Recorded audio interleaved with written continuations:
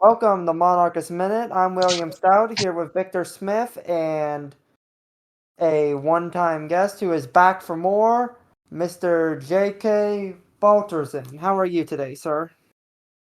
I'm fine, thanks. A bit chilly here in Norway, but otherwise fine. Hmm. It's a little cool in Ohio right now as well, although it's surprisingly sunny. But Oh, it's I've sunny here as well. hmm, usually in the spring we have a lot of overcast. We have a very, I guess you could say, English spring. And in Baltimore, Maryland, right now, the weather has been, to put it kindly, bipolar. It's been about 80 Fahrenheit the last few days, and now it's down to about 60 Fahrenheit. What I do for 60 degrees.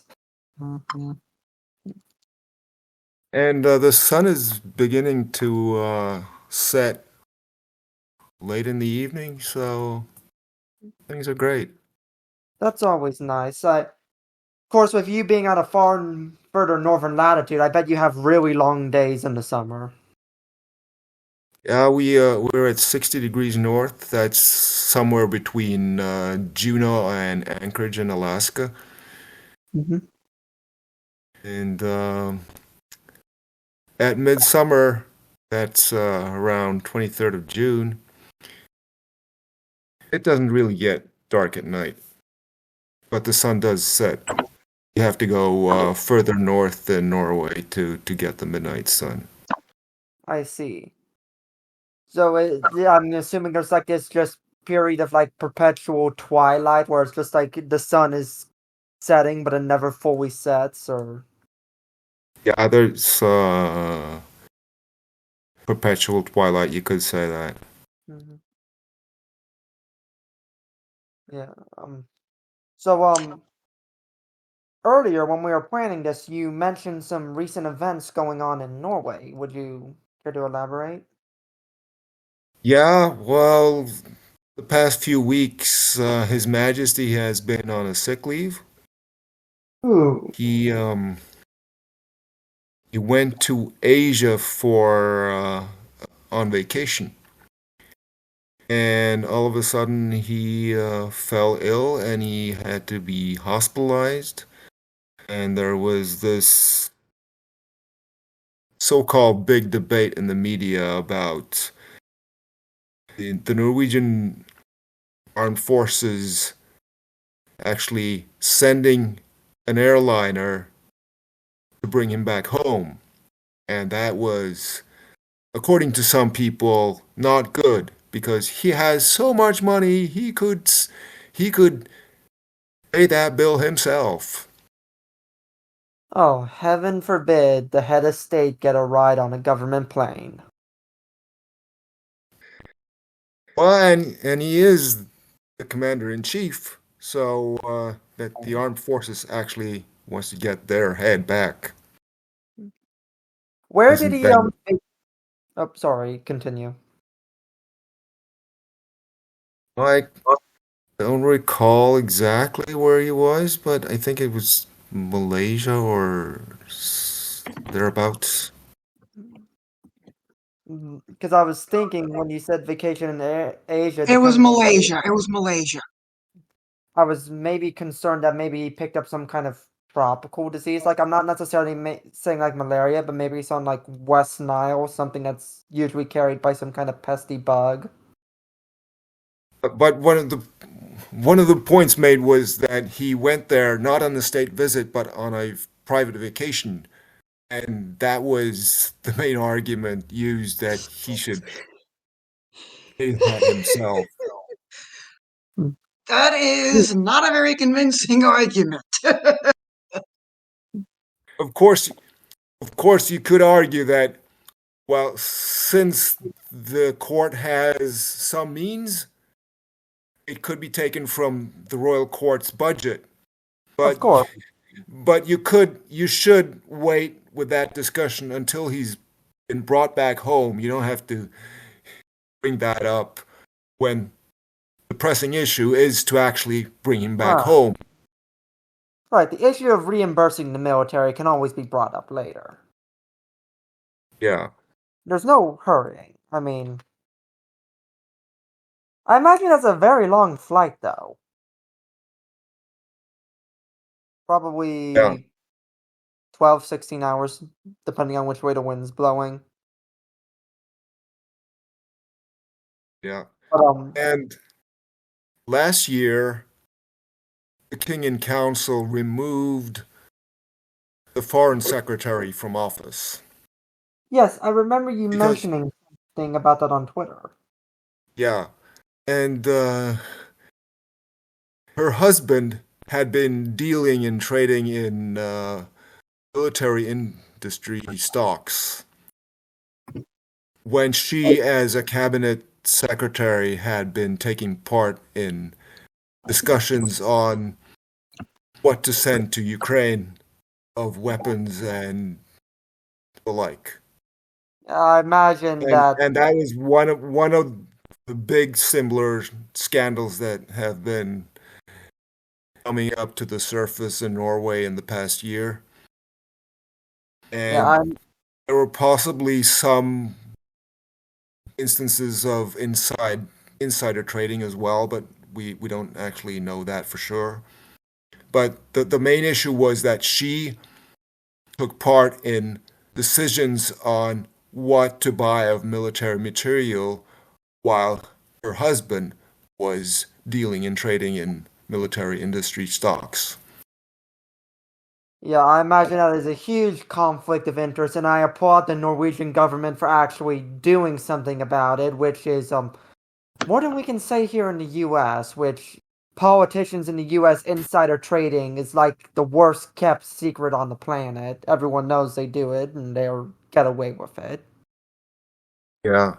Because it's not against the law for No, congressmen to. well, even if it's not against the law for them to trade stocks, it's still against the law for them to insider trade. And yeah, Yeah. there is a huge debate now about barring elected and appointed officials from being able to hold stocks while they're in office in order to prevent this. But Yeah. as you can imagine, that's gotten almost nowhere. And after she was forced to resign or was rather removed from office, there were speculations that she would be appointed to the Norwegian King's ambassador to the United States of America. How interesting! How And interesting! there was a lot of controversy in the media about this, people writing about it, and they should not do this. And then they did it anyway. And we don't actually know what's been said in audiences with the king and the crown prince regent.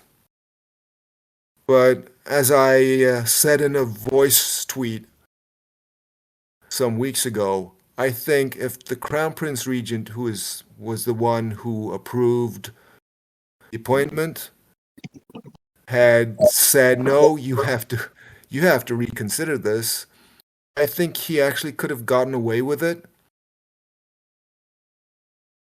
because that decision was so unpopular.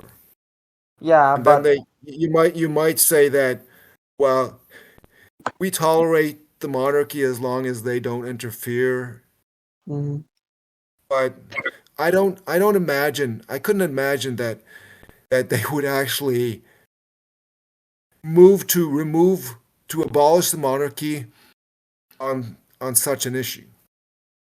Yeah, and it just goes to show the old adage that the monarchs and the commoners have more in common with each other than the monarchs have with the guess you could call it the elite, the aristocracy, or whoever your upper middle class is. In the case of Norway, I would assume it'd be the politicians in parliament. I don't know if Norway is become a very established plutocracy, or if the money's stayed in a few families that used to be nobles. I don't know enough about your country socially to be able to give judgment on Well, that. it's a very egalitarian country. Hmm.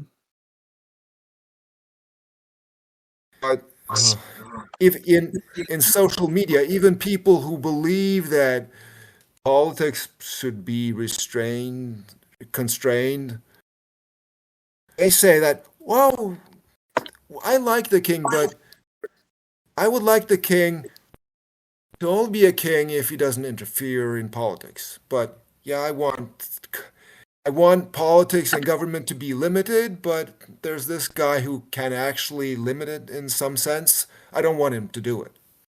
The brainwashing has gone that far. It's, I guess you could say, it's the myth of popular sovereignty, as we talked about this a lot last time, where the myth that just because you have this what's the word I'm looking for, facade of the people having say in government, that makes any government created by popular sovereignty intrinsically better, fairer, and more As as a representative. matter of course, is automatically. And speaking of that, you had some reflections for us because we are getting close to the 240th anniversary of the 1783 version of the Treaty of Paris. Is that right? Yeah, it came into effect on May 12, 1784. Yes, I'll be honest, when you said the Treaty of Paris, I had to think about it for a moment because there's been like 3 or 4 different treaties of Paris the US has been involved in the signing of, unfortunately. Yeah, and the Treaty of Paris of 1783, that's the treaty that concludes the American Revolutionary War or the American War of Independence.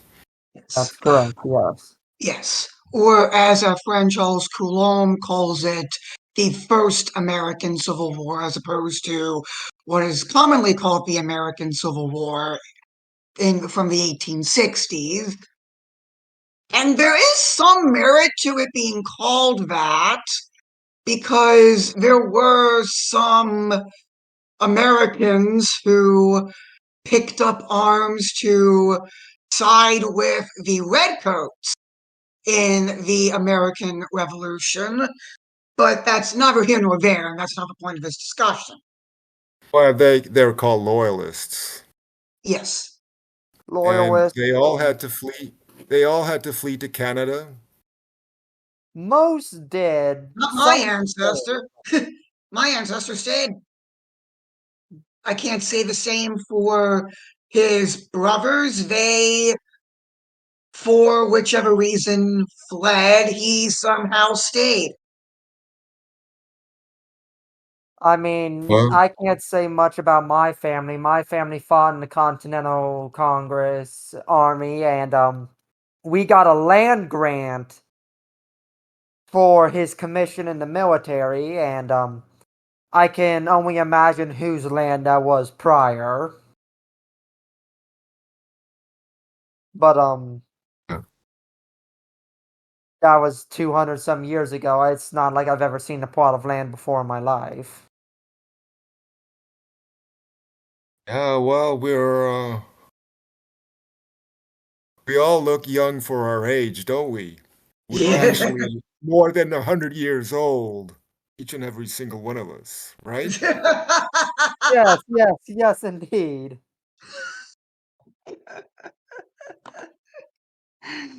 Right. So And this conflict in American mythology, it's often portrayed as the the good American founding fathers putting old King George III in his place. Because this was, of course, a monarchy that America seceded from. And it was all these things that the king did, all these crimes that are listed in the Declaration of Independence. Isn't this the correct version of what happened? Absolutely not. And even the founding fathers, if they were alive today, would address it as a falsehood, a myth cooked up over the years. Specifically, most likely in regards to Thomas Jefferson's legacy and how America's perspective of the revolution changed after the French Revolution. Yeah, With and there was even a portrait of King Louis the XVI at Monticello, the residence, the mansion of Thomas Jefferson. Mhm. Thomas Jefferson at the time of the French Revolution was the ambassador to France, and when he came back after the revolution had begun, he was a very, very changed man. He had, for lack of a better term, drank the Kool-Aid and had been caught up in the revolutionary fervor. And when he came back, he saw our revolution and our war for independence in such a different light than he did prior to his leaving it to France. Yeah. When you read all these claims, charges against the king in the Declaration of Independence, you might think that, well, the king was a problem. But then you could ask the question, why isn't the British Parliament at all mentioned? Or why aren't there any charges against the British Parliament in the Declaration of Independence? And that might be because the colonists didn't recognize British Parliament's sovereignty over the colonies, but they recognized their king. Right, because these charters that were given to the founders of the colonies were granted by the king at the time. They didn't, and the colonies did not have a representative in Parliament, so they didn't feel that Parliament represented them at all. And because Parliament was making decisions on their behalf that they couldn't consent to, they wanted to take their grievances to the king. And I think that is exactly what happened. And the king was like, no. So they felt they had to take drastic action and declare independence and go to war, which is kind of strange because my own loyalist ancestor wrote a pamphlet against the some of these taxes that were going on at that time that were being imposed on the colonists.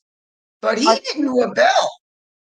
I feel like part of the issue in the relationship between the king and the colonies is when most of the American colonies were founded, they were founded before the onset of the English Civil War. So most of these colonial Um, entities' legal documentation, there are references to their sovereignty granted by the crown and where their authority reports to the crown alone and not the parliament because they're left over from a time when the English monarchy had a lot more power. Whereas then the Civil War happens, Cromwell happens, the So-called common Glorious Revolution happens. yes, yes. and by the time of the American Revolution, the monarchy has shrunk significantly in its authority from the time when the colonies were incepted, but the legal documentation and the language of the laws that chartered these colonies has not. And there was this guy who was an Irishman who sat in the British Parliament towards the end of the reign of Queen Victoria. And he wrote this 2-volume book on democracy and liberty. And he makes the claim that democracy is not such a good thing for liberty as people claim it is. And he also claims that the main reason for the American Revolution was the degree to which the powers of the king had been reduced.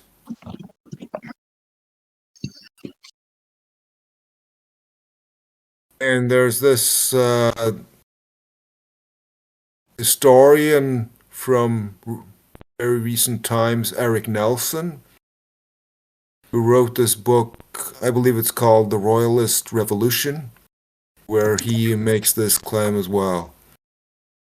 That is definitely a book on my reading list, but I have such a back order on my reading list, if I'm being honest. There's always so much to read and so little time to do it. Talk about it. I still have to finish the Silmarillion, unfortunately. Yeah. What do you guys? There's this this claim often made in American political public discourse that America is a republic, not a democracy. What do you guys think of this claim? This is okay, so basically what this claim is it's a and I'll tell you entirely what it is because as someone who grows up in a very red part of the country, who's very familiar with the Republican Party and its rhetoric, basically the point of this claim is it goes into this strange cognitive dissonance that American conservatives have, that America is somehow not a democracy, but we are a constitutional republic, and this idea of mob rule. It's basically this whole sentimentality against the idea of mob rule, but it's semantic. It's an entirely baseless argument that just ignores the fact that we have democratic elections to elect the leaders of our country, and I don't know how to explain the mental gymnastics that come about this because frankly they make no sense to me. Because they listened very intently in history class when the teacher was talking about the governmental structure of ancient Athens and assume that is what true democracy is. And because we are not a true democracy where everybody votes on every piece of legislation, we are a republic. It's I basically think them that, not.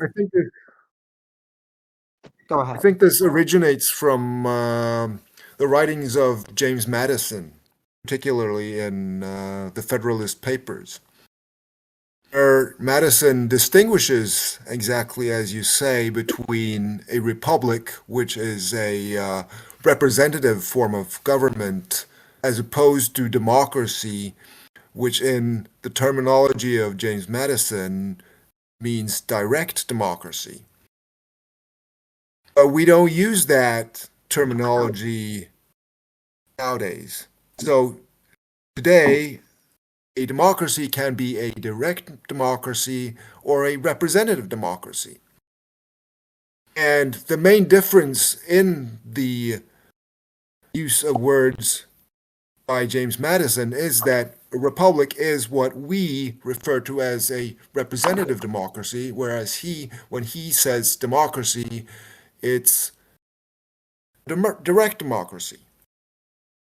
The thing always confuses me with this like strange cultural zeitgeist is historically America has never not been considered a democracy, and most of our historical leaders refer to the US as a democracy. So as you were talking about with James Madison, it seems that this whole zeitgeist that originates with James Madison completely disappears from American cultural and political narratives until the 21st century when it suddenly reappears as some strange rhetorical soapbox for the Republican Party. And then, as you mentioned, there's this difference between a democracy where the rulers can do whatever they please because they have the mandate of the majority of the people. Whereas what these Republicans or libertarians, etc., refer to as a republic is something different. It's something where there is a democracy, but we don't call it a democracy because it's democracy because the representatives and the leaders are elected by popular elections, democratic elections. But Yeah, uh, in every democracy in the world, there are limits on what the government can do. Arguably, there are some democracies that have less limits on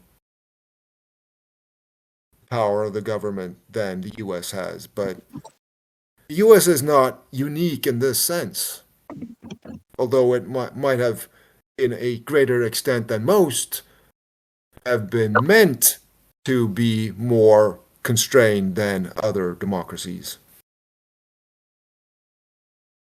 interesting. I know something else interesting I noticed while looking at different democratic systems across the world is I've noticed that the most successful democratic systems have innately undemocratic institutions in them in order to help keep populist sentiments from destroying that democracy. House of Lords, which Keir Starmer wants to abolish. Oh, please don't get me started on Mr. Keir Starmer. He is absolutely a political buffoon, and he wants to cause a constitutional crisis. But whatever happened to the Labour Party after the 90s, it's really been downhill for them. They have taken their cues from the American left. That's all I'll say. Yes, America and its cultural and political imperialism. Everyone will be like the US. Everywhere will be America. Just give it time.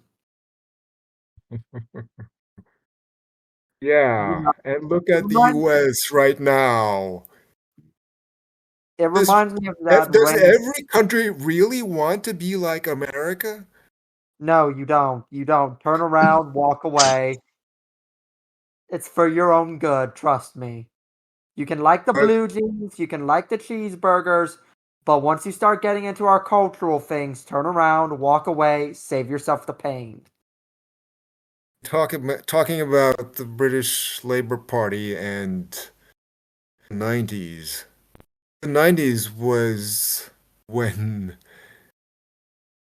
the House of Lords Act came into being. You remember Tony Blair? Oh, Blair. Yes, I remember Tony Blair. I want, I have very mixed he's a definitely a mixed bag prime minister because while he did basically eternally botch both the monarchy and the House of Lords with the House of Lords Act, you gotta give him credit for stopping the time of troubles in Northern Ireland. And you really, yeah, and that is one of the only redeeming qualities of Tony Blair's prime ministership over there. But the and I suppose the House of Lords Act also goes into certain other things that have happened around that same time. Eton College, one of the premier all boys boarding schools in England in the 90s, stopped the practice of guaranteeing places to people before they officially applied or something. I think there was a scheme where an alumnus could buy a place for his firstborn son. The details of this escape me, but apparently that practice is now abolished. It Speaking seems. Go ahead, speaking sir. of the House of Lords, the trouble starts even before that with the Parliament Acts. I believe we talked about that last time. It's been a Yeah, while we now. we Now discussed a lot about the you history of Norway, Sweden. had the Parliament Act of 1911, which mostly removed the veto the House of Lords had and replaced it with a suspensive veto of 2 years. So the House of Lords, after that act came into being, after that act received royal assent, the House of Lords could only postpone acts of the House of Commons for 2 years. And then so-called money bills, which is the budget of the government of the United Kingdom, they could not be postponed at all. And there was one thing that the House of Lords still could absolutely veto, and that was an act to prolong the life of Parliament. So if the House of Commons got the idea that we want to sit here for 10 years and not have an election, in those cases, the House of Lords could veto it. As they But should. in all other cases, the absolute veto was removed. And then comes World War II, and Winston Churchill loses the election after the war is won, and Clement Attlee comes in. And he wants to do all these nationalizations.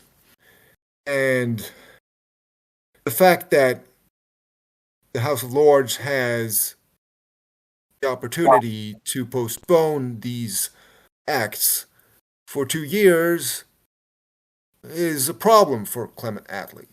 So he proposes to reduce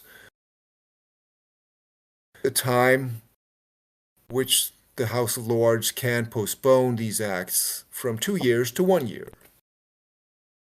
And this is when Parliament debates this is when Winston Churchill comes up with his famous dictum or quote about democracy being the worst form of government, except for all those others that have been tried.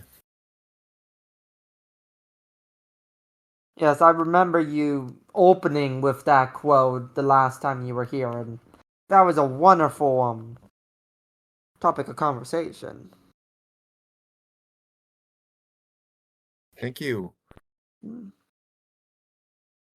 Yeah, And perhaps So, we could, okay. perhaps we should go back to the U.S. and limits on government power. well, And the Constitution is supposed to limit the power of the government, but initially, at least, this is a limit on the federal government. The federal Constitution initially does not limit what state governments can do. right, according to the 10th Amendment, state powers are whatever powers that weren't not inherently entrusted to the federal government in the Constitution. However, over the course of U.S. history, this has led to a constitutional loophole where, since any powers not guaranteed to the federal government are guaranteed to the states, um, it doesn't say that the federal government isn't allowed to take those powers for themselves at a later date. And so, as we've seen in the U.S., especially after the Civil War, is that the federal government increasingly centralizing and eroding the powers of the individual states. Yeah, since the issue of secession was brutally decided by the Civil War, or Some call it also the war to prevent Southern secession or the war of Northern aggression. Right.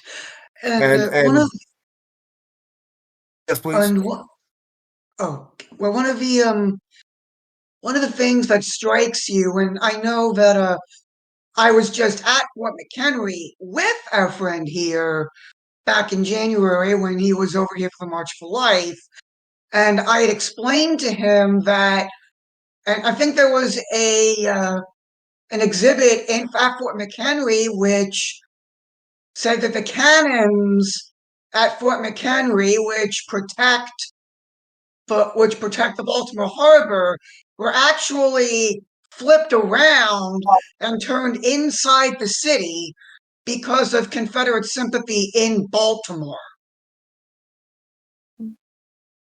And they locked people up inside the fort who they thought were Confederate sympathizers. Yes, one of the sad things that came out of the Civil War was that now you cannot secede from this union, and that means that whatever powers the federal government takes for itself, there is no way of for the states to counter that. Other Yeah, than trying to get some people elected who believe otherwise, but as we've seen, that's not a very effective way of countering usurpations by the federal government. I honestly think secession in the U.S. today would be very, very unlikely. The main reason it happened in the Civil War was due to a major regional divide, and of course, this divide being inherently tied in with the issue of slavery and southern plantations. But Of such course, a divide doesn't really exist in the U.S. today. I mean, yeah, you have different regional cultures, but the U.S. today is more interlinked and interconnected and interdependent. The idea of even one state dropping out would almost be an economic disaster for the state in question. I I believe the state of Hawaii should be if one state should secede, it should be the state of Hawaii, and they should restore their monarchy.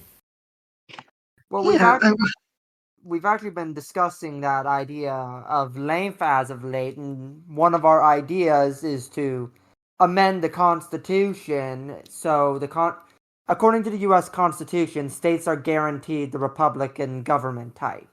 We want to I am amend aware that. of that provision. Yeah.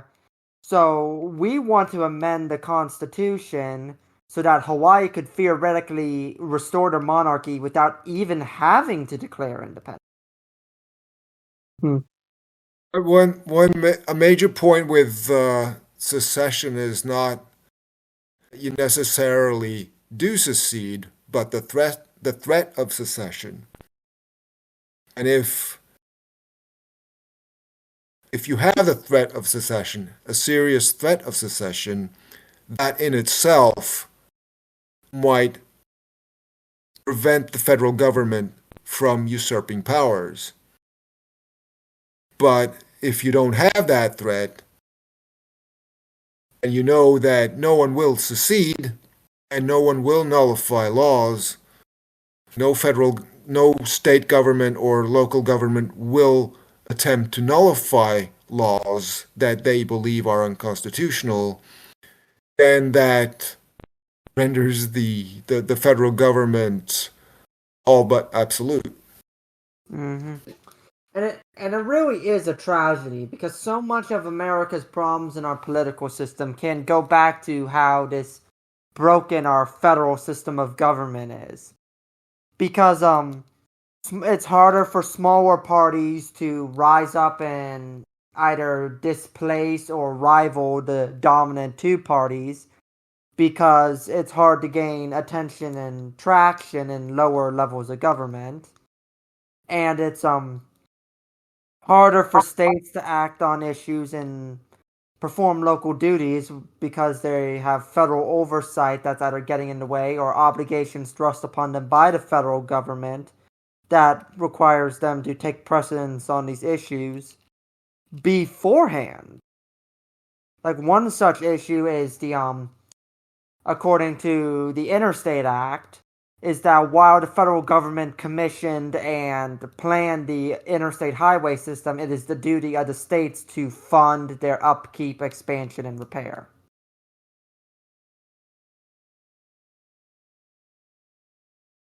It's a tragedy indeed. Mm.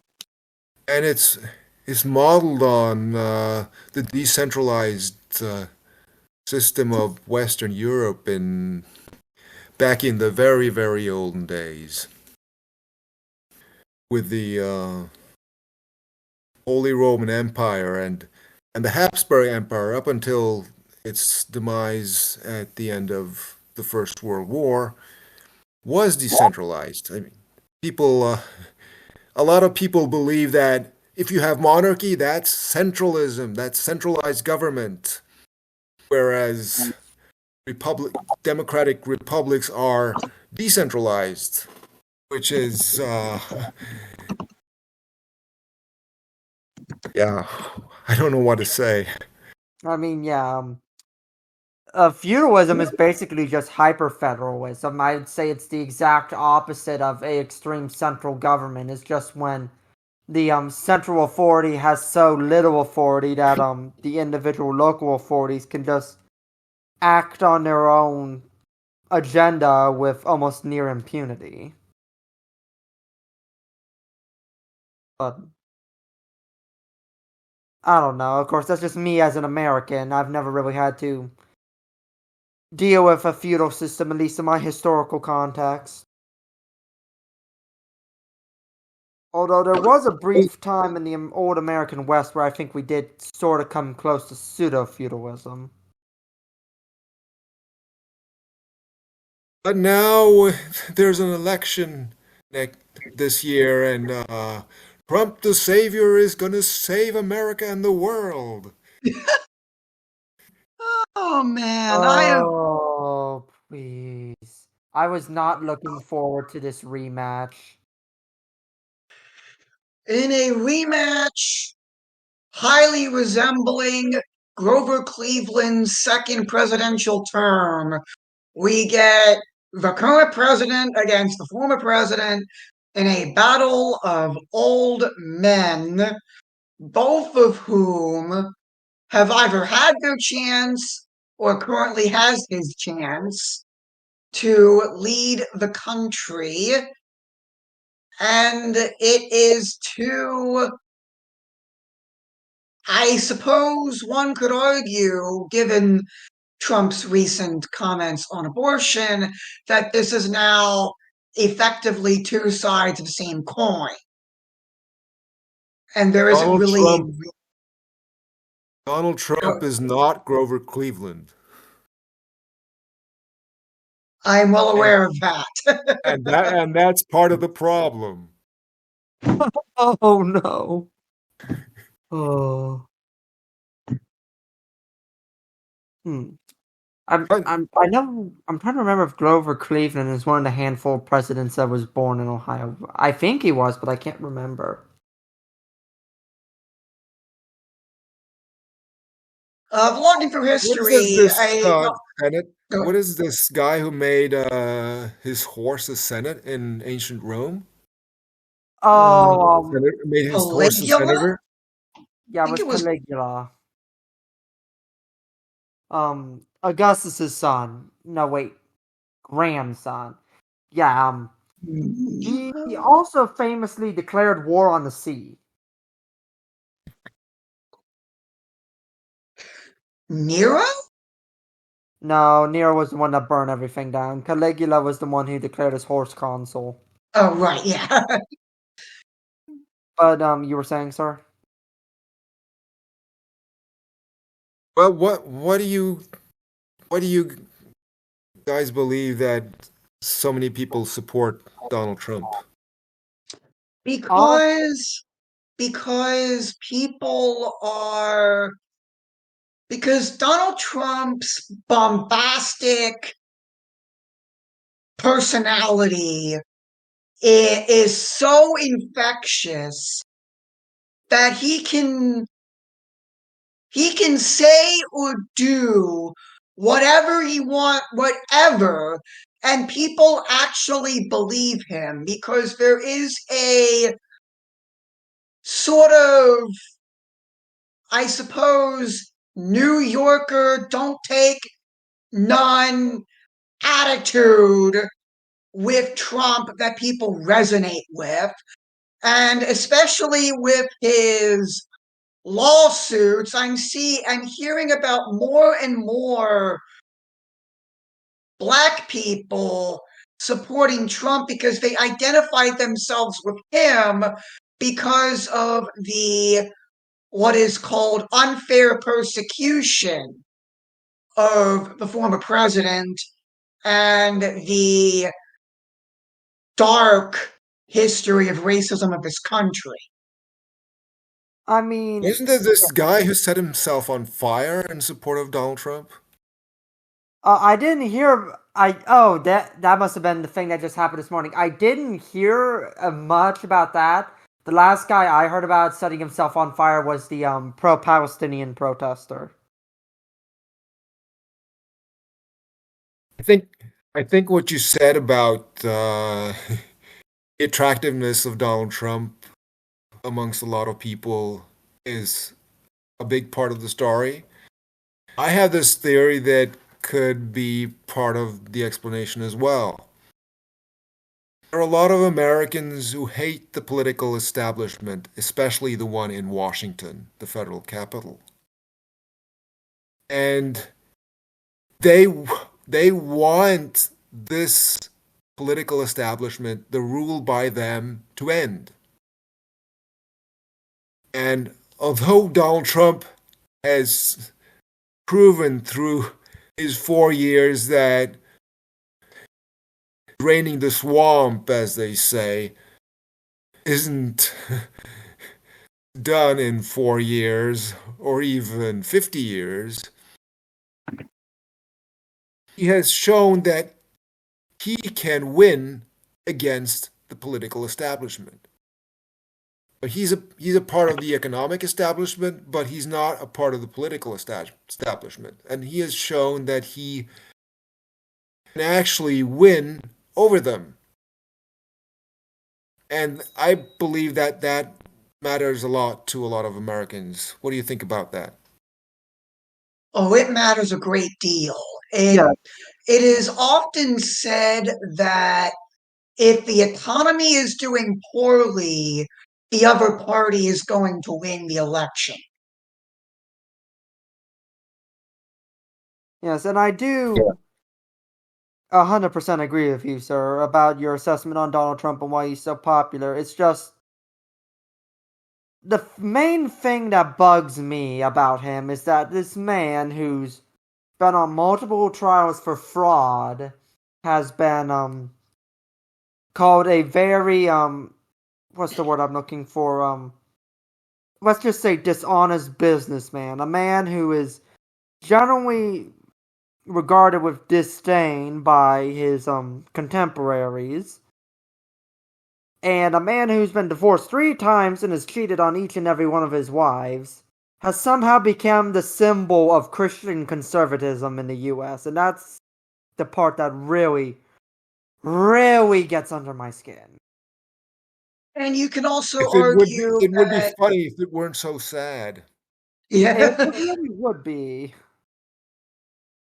yeah, however, this could also be a reaction to the Democrats' handling of the Monica Lewinsky scandal when Clinton was president. If the Democrats didn't care about what Clinton was doing, why should we care about what Trump is doing? It's a vicious cycle. Yes, and I will say the Trump impeachment basically just was the role reversal of the Clinton impeachment. And And good. it's just so exhausting. And of course, we had Alejandro Mayorkas got, I believe, got impeached by the House, but the Senate voted to refuse to hear the articles of impeachment in trial. First time in American history. How can you have an impeachment trial but refuse to hear the articles of impeachment? That's like having a court case and then refusing to hear the briefing. Case dismissed. That's probably because the Democrats feel that the Republicans' impeachment of Mayorkas was political in nature and not they feel that he didn't commit any crimes, so there is no point to a trial, apparently. Oh, what nonsense. Which you could even argue that this vote was unconstitutional. I mean, I would. Because you shouldn't be allowed to have an impeachment without having the articles of impeachment in front of you. That should be clear. Well, technically, the wording of it was they declared the articles against Mayorkas unconstitutional. Really? Yeah, How so? Without hearing them. you would have to ask them. I can't explain their logic. I don't think there is logic, that's the thing.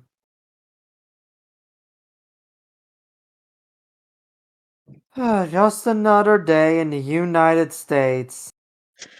Yep. Speaking of the 10th Amendment, you mentioned the 10th Amendment previously. Yes.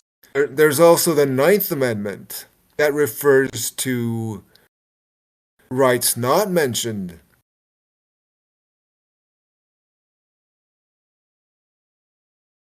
Isn't that where there's a reference to rights that are not explicitly mentioned in the Constitution? But they are still valid? Oh yeah, the enumeration in the Constitution of certain rights shall not be construed to deny or disparage others retained by the people. Yeah. I suspect that refers to the concept of natural rights.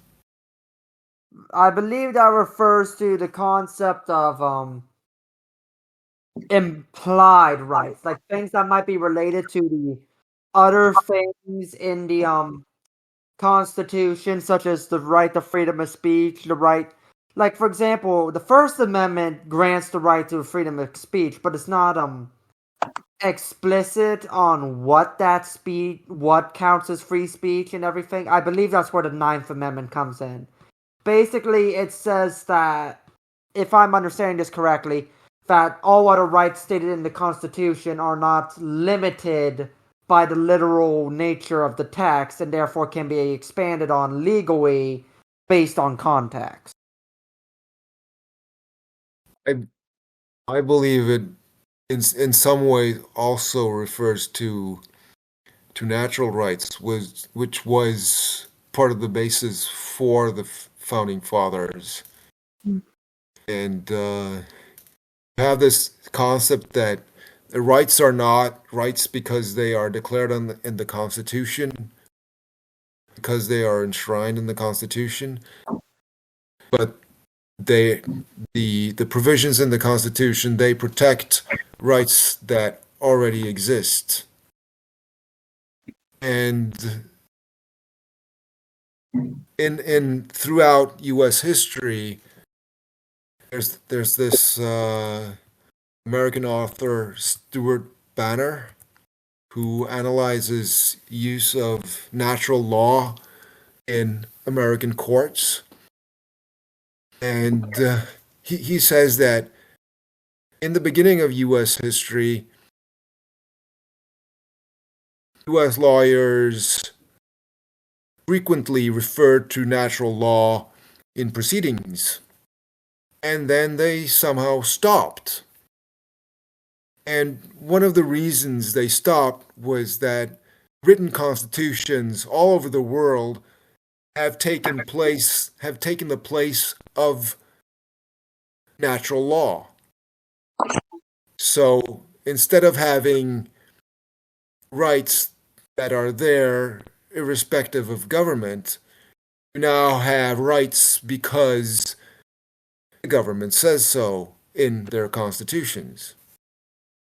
Which relates also to what we discussed last time, that when the government is of the people, for the people, and by the people, then you don't have to care about liberty because, hey, the government takes care of us. It's us. We are the people. We are the government. Mm-hmm. Any reflections on that? Well, I think part of that also the nature of what's the word, natural rights in the U.S. is very heavily tied into spiritualism in America. And I think another part of this moving away from the notion of natural rights has to do with the increased secularization of America as well. But I do agree with what you're saying.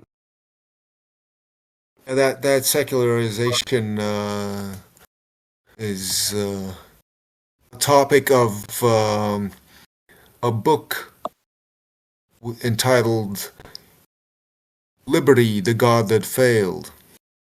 Mm-hmm. And it's very, very true that Americans treat our founding myths and our legal documents and the things regarding our government almost with a sort of sacred reverence. They call it They're American. demigods. Yeah, they call it American civil religion. And honestly, the older I get and the more I see it, the more absurd it just gets. And I don't understand why other people don't see it as much either. Yeah, and Abe Lincoln is a demigod as well. He saved the Union. Hmm.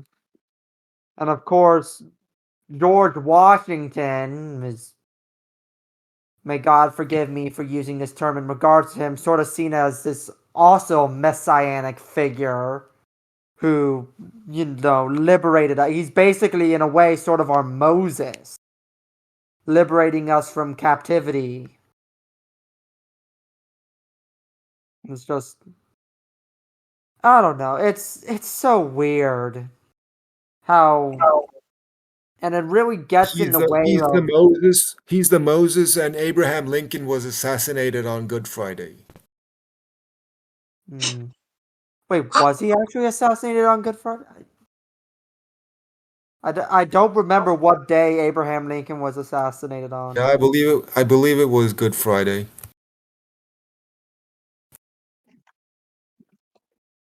Let me take a look. Let me Google this real. April 14, 1865. Yeah, it was Yep, a it Good was Good Friday. Friday. That is well, that is incredibly coincidental. Oh no. I mean, I hope the people of the US back then weren't as superstitious about that sort of thing as it seems some Americans are today, but that is quite the coincidence. You have no idea. Let me tell you about there were people who actually believed that the Civil War was the end time. Sure, it was a few nut jobs, but there were more nut jobs who believed that the end of the world was to occur in the 1800s due to some very dubious and superstitious calculations. Well, that's where we get the Jehovah's Witnesses, and they're still trying to recalculate it because their entire belief system, their entire heresy is basically hinged on this idea that the end is coming and they're going to be the ones who make it. And I believe there are a lot of Americans who believe the Civil War, that Abraham Lincoln went to war against the South to end slavery. Oh, in the beginning that wasn't the case, but that very quickly morphed into the case. It's one of those things where that wasn't the reason in hindsight, but that ended up being the reason regardless. And the primary reason that ended up being the reason regardless is that while Abraham Lincoln went to war to save the Union, the South definitely made it the issue with slavery. The main issue of secession, for secession, was main reason for secession was slavery, to protect slavery. And, there's still a lot of cognitive dissonance about this with what are called lost causers in the U.S. who say the issue was about states' rights, in which case the stereotypical and the timeless comeback to the issue is, of course, a state's right to what? Yeah.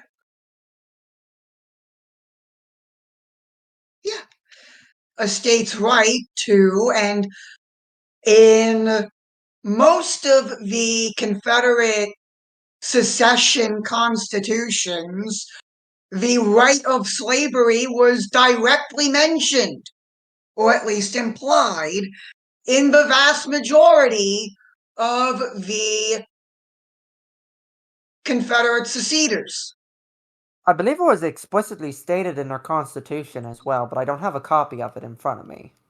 Blogging for history, if you have one, please, if you watch this, please let us know in the comments. And you also have the Dred Scott decision by the Supreme Court of the United States that confirmed that slavery was protected by the Constitution. And that was, of course, a controversial ruling by the Supreme Court back then, let alone now. And it just goes to show that the U.S. has been down this road before. We've been a very, very divided country. But, and, I'm pretty sure a lot of people felt that secession was a very, very big possibility. And, of course, there are people today who rant and rave in wanting a national divorce. But I don't think anyone back then and now could ever see truly the probability of civil war. And another YouTuber, you can take him or leave him. He sometimes makes some really stupid and idiotic points, but Mr. Z made a video where he claims that the right would never win a national divorce kind of civil war because the right is never unified. Whereas the left is. Yeah, I was going to say, and the left is. I would like to counter that argument with a citation of the mess that was the Spanish Civil War, when the anarchists and the communists just decided to kill each other instead of killing the fascists. I don't think we have a Spanish Civil War type scenario here. No, it's going to be much more confusing.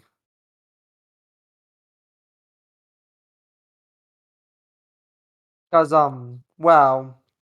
as well as political divide, we're going to have the big geographic divide. The two primarily blue areas of the country, being the coastal regions, are going to be divided by the vast red swath in the middle.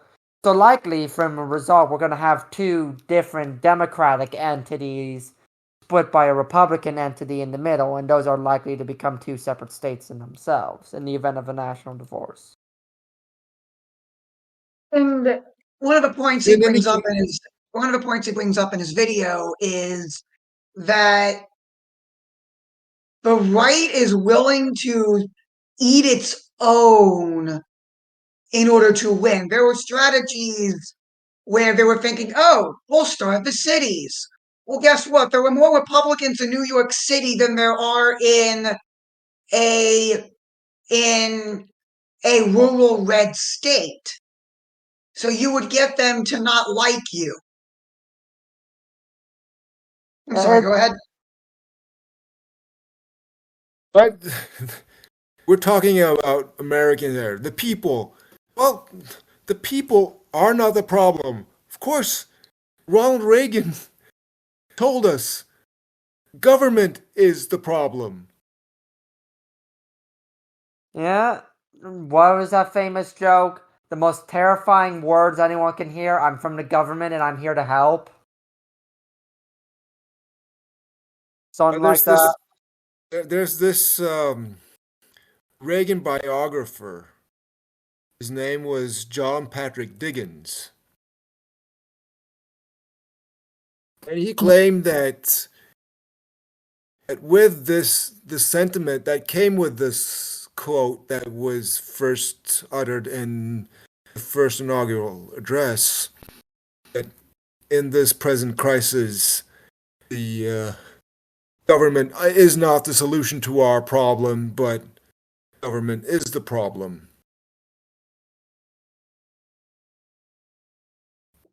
With this, the sentiment that comes with it is that yes, the government is the problem, but the people who vote for all sorts of tax-funded goodies, they're not the problem. They are left. Diggins claims that Reagan lets them off the hook, which the founding fathers, for instance, James Madison, did not. The founding fathers saw that there were problems with the people and they wanted to design a system that kept these factions, as they call them, in check. Whereas Dickens claims that Reagan let these people, the people, off the hook. What do you Well, think about that? I think Reagan had a big understanding of this idea of state dependency as the US was just getting out of its Keynesian phase with its economics. And so I think Reagan looked at the people who voted for welfare not as uh deadbeats, but as dependents on a system that basically profited off of their dependency. So I guess another way to look at it is you don't blame the drug addict for their addiction. You blame the man who sold them the poison. You blame the person who's profiting off of their misery. Sort of thing. Yeah. But in all analysis of the problems of democracy through the ages, you've you have tendency to look at the people as something, as factions of people, etc., as something that needs to be kept in check. That the problem is not only on the government level. Right, and I would agree there are huge social problems too. But I would also believe that there's a feedback loop where the social problems in the country directly correspond with our political problems, and it's just circles back around and just feeds on each other.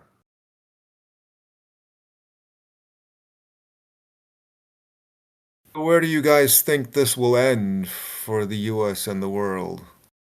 I have no idea, but I do firmly believe it's going to get worse before it gets better.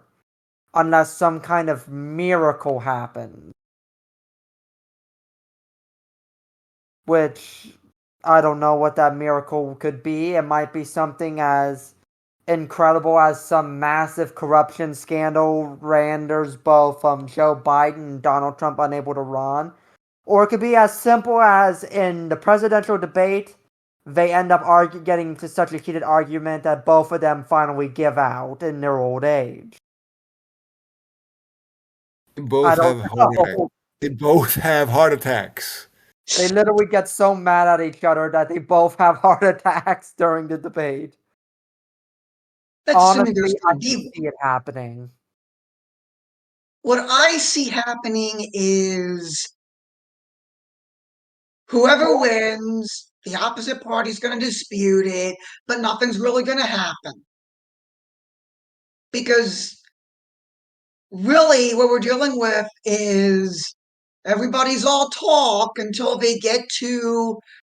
until it gets time to take action. No one wants to be the first. Or like if we want to go back to the infamous January 6th, when people do take action, they don't do anything with it. Not that I'm what's the word I'm looking for? Endorsing the January 6th protesters. I'm just saying that when you take the Capitol building, you should do something with that. They took the building and then they left. They didn't have any. Because Trump told them to leave. I don't know. It's And we're just told that this was a coup, an attempted coup. that's what everyone calls it, but in reality, it was just the tail end to the ton of riots that happened in 2020. All the miscellaneous social unrest that plagued that year.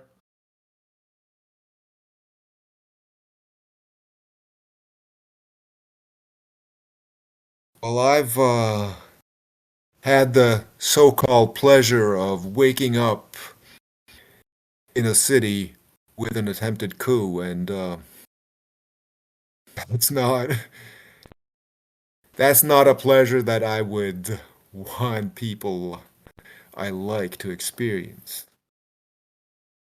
What happened there? Well, it was the Kenyan Air Force, or at least parts of the Kenyan Air Force, against the army, and parts of the armed forces wanted to depose President Moy. I see. And Yeah, it he, was. according to official plans, he was supposed to be on a state visit abroad, but he didn't leave. So I suspect that they knew that there were plans of a coup, and then they made this official schedule that he would be on a state visit abroad, so Hmm. that they would be tempted to attempt this coup when he was supposedly abroad, but when he was actually present. Well, there was nothing to that scale in DC. Basically, what it was all of Trump's supporters were being sore losers and decided to basically take a run at the Capitol building. It was a it was a riot. It was civil unrest, but it was a mob and nothing more. No serious attempts were made to overthrow the government. No demands were made. They were basically just vented their frustration and left. Now, was it a mess? Absolutely. But it was anything but a coup. And people still in social media continue calling it a coup or Yes, attempted coup. yes. As The you highest, probably. the highest crime any of the January 6th protesters committed was trespassing the Capitol building. And that's been the only thing any of them have ever been convicted of. But, as you probably know, sir, judging by your years on social media, that Americans tend to be very dramatic people. Yeah, a lot of hyperbole. Mm-hmm. Indeed. It's almost like a monarch would add stability to this country. Assuming the monarch, well, that means we'd have to find a monarch who wouldn't be as hyperbolic as the rest of the American population. But yes, I would much rather prefer a king who's incentivized to keep things stable than some charismatic who's incentivized to feed the mob. Yeah, it's a good thing the United Kingdom has a monarch that's above the likes of Boris Johnson. Mm. Or Rishi Sunak's still PM right now, correct? Yeah. Yes. Mm. There was this standing joke at the beginning of the reign of King Charles. If he's if there's a change of prime ministers at this rate, King Charles would beat the record of his mother in no time. I never remembered hearing that joke, but what I did remember hearing as a joke was everyone wanted King Charles to fulfill his namesake by abolishing Parliament. And there was this movie or TV series where he actually did dissolve Parliament. Uh, It was a movie that was produced uh about a decade ago at this point, I think. yes, I forget the name of the movie, but I know what movie you're talking about, and It's called King Charles III. oh, well, That's I guess. literally what it's called. Funny enough, that movie seemed to predict the future because Prince Harry runs off with some commoner. Uh King Charles has to deal with a lot of flack and basically issues regarding with Diana. And the only things that haven't come true as a result is him abolishing Parliament, massive protests because he abolished Parliament, and William usurping the throne because he has to abdicate, which I hope doesn't happen. But it's amazing how much that movie seems to have gotten right so far.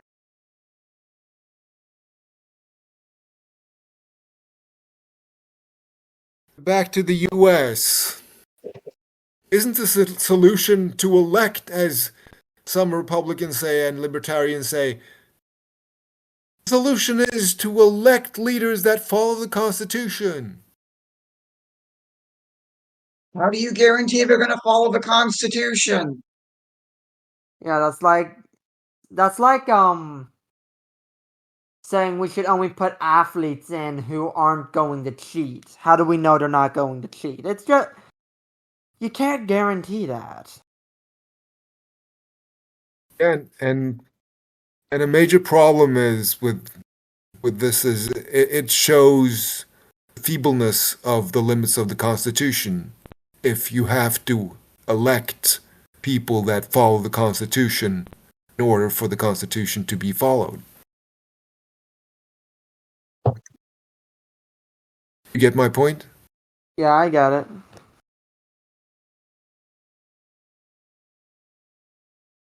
Hmm. Anywho, sir, I understand it's probably late where you are. What time is it in Norway right now? It is It's soon 7:30. 7:22 p.m. Oh, it's only 7:30. Oh, I thought it was Soon to later. be 7:30. Hmm. I didn't know how much longer you wanted to spend. That was, I guess, what I was trying to ask. Well, I can go on for another half an hour if there are things to talk about and you guys are okay with it. I mean, I'm here to accommodate you, sir. You're our guest of honor. So whatever you want, I shall provide. Right. Let's see. Well, then I would like monarchical order before World War I to be restored. Yeah. Don't we all, sir? Don't we all? Speaking of monarchical order before World War One, there was a movie in French called Vaincre ou Mourir, Vanquish or Die, about the Vendeans. If you don't know who the Vendeans are, the Vendeans were the group of Catholics who, after the French Revolution was accomplished, they rejected the idea of juring priests or Catholic priests approved by the French Revolution, which Yes, led. it was Go one of ahead. the great counter-revolutions of the French Revolution. And there's Yeah. even a movie about the Vendee. Yes, it Right. was just released last year. It's only available in English on a website called remnanttv.com. It's subtitled. That must be a new movie because there's an older one from a few years back. I don't remember when it was released, but it was not last year. Well, I know it's been causing a lot of controversy in the French left as they're very, very mad at the idea of how dare you depict the revolution as having negative consequences.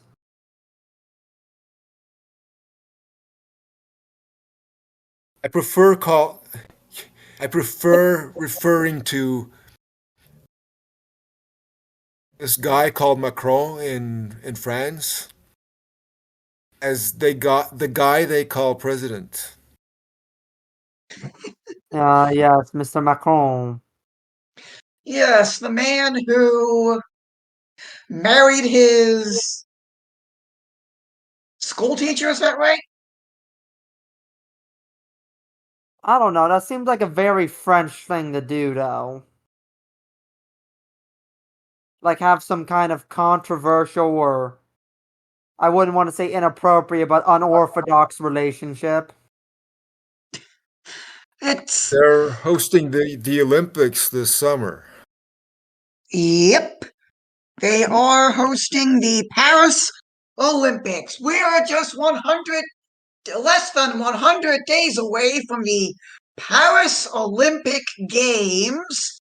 You can watch the Paris Olympic Games on the networks of NBC Universal and Peacock And beginning in.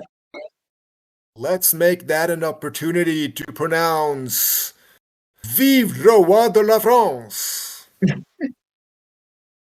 I cannot do French pronunciation to save my life. I could not.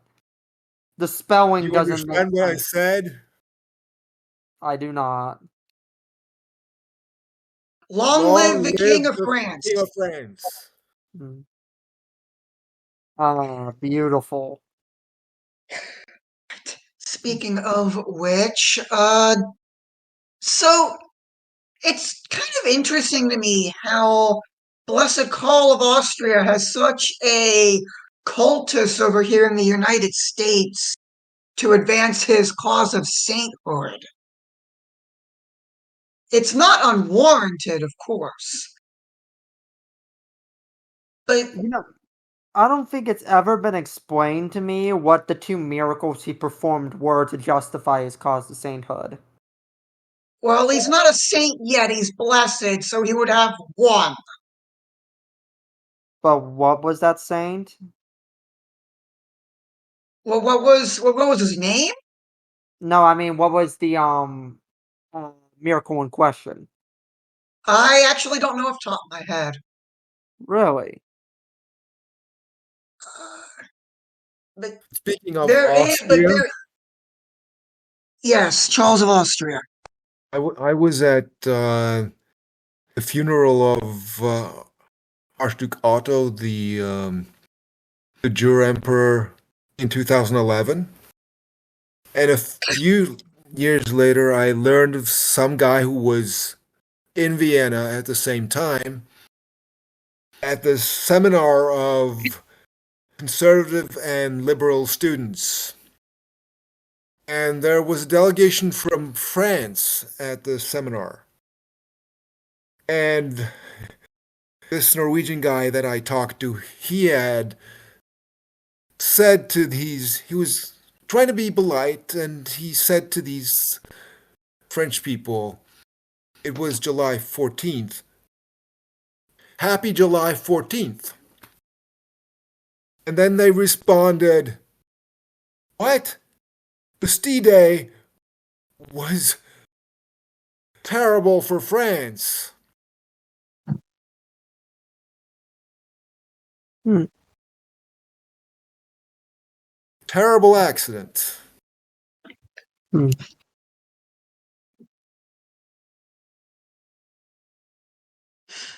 And speaking of terrible accidents, this has been the most people we have had in our audience for What? our podcast in quite a long time. Thank you guys so much for joining us live. What would If you you call? want to join us live, you can join a Discord server. Link in the description. We typically record these on Saturdays at 7 Eastern. Excuse me, 8 Eastern. Why would you call our audience a terrible accident? They're lovely people. Look at them down there. I am. Well, may I say that I use the word terrible to mean great? Sorry. That's going on a blooper reel, by the way. Oh, man.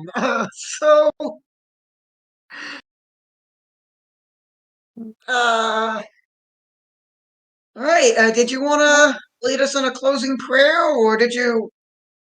Well, I want to ask our esteemed guest if he has anything else he wishes to speak of, or no. Are Just there giving us any recent incidents in the US that we should address before closing? other than a boat crashing into a bridge, not particularly. I'm being investigated, I've heard, by the FBI. Yes, it is. It is because the federal government of the state of Maryland want to take legal action against the owners of the dolly to try to recoup some money from repairing the key bridge. And sorry, As not repairing, but rebuilding the key bridge. as they I, should. Dare I say that the company should volunteer the money if they had any sense of business ethics, but that's neither here nor there. The cleanup of the bridge site on the Patapsco River, they've opened a temporary lane for some commerce, but the dolly is still there. And they foresee getting all of the debris cleaned up by the end of May, and we're looking at a few years before a new bridge is constructed. speaking of Baltimore, that's the town of H.L. Mencken, Ah, which who had a lot of good things or smart things to say about democracy. Hmm. he, As for instance, something like running democracy is like running the circus from the monkey cage. yes. That's actually kind of funny because if I remember, a group of monkeys is called a congress. At least that's what I've been told before. A group of A group of monkeys is called a congress. Yes. All right. I'm not sure if that quote is intentional with that knowledge, but it's funny. It is quite funny. Anyway, thank you so much for joining us. Why don't you lead us in closing prayer there, Will? Indeed. Please bow your heads in the manner you are and pray in the manner you are accustomed. In the name of the Father, Son, and the Holy Spirit. Our Father, who art in heaven, hallowed be thy name. Thy kingdom come. Thy will be done, on earth as it is in heaven. Give us this day our daily bread, and forgive us of our trespasses, as we forgive those who trespass against us. And lead us not into temptation, but deliver us from evil. For thy is the kingdom, the power, and the glory forever.